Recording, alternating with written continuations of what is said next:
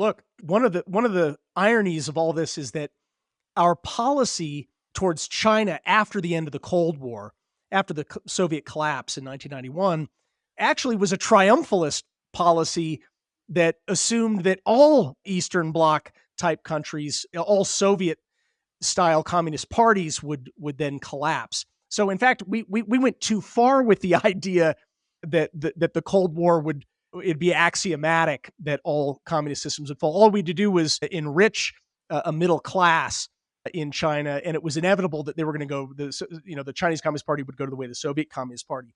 Now what we've done is we've overcorrected so far in the other direction that we're basically saying there's no scenario imaginable where the Chinese Communist Party isn't in charge forever, and in fact they might even be number one soon.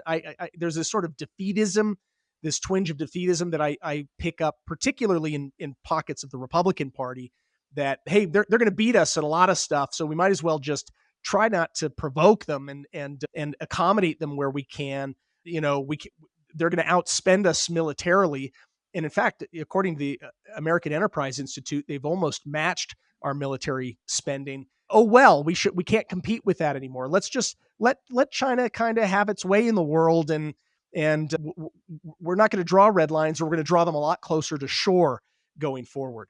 What Mike and I are arguing is for a more realistic policy that doesn't give in to sort of drunken triumphalism on the one hand, but is also definitely not a defeatist strategy. It recognizes that actually we hold enormous leverage right now, and we should be learning some of the lessons from the Cold War that actually cut our way. You just talked, Aaron, about the how intermingled our allies' economies are, even our own economy is with China.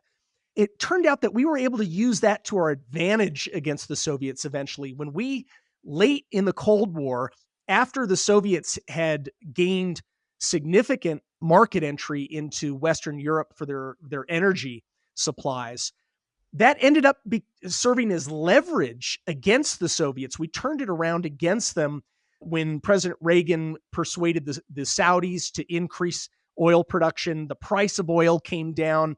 It really hurt the Soviet economy and their budgets when the price of oil came down.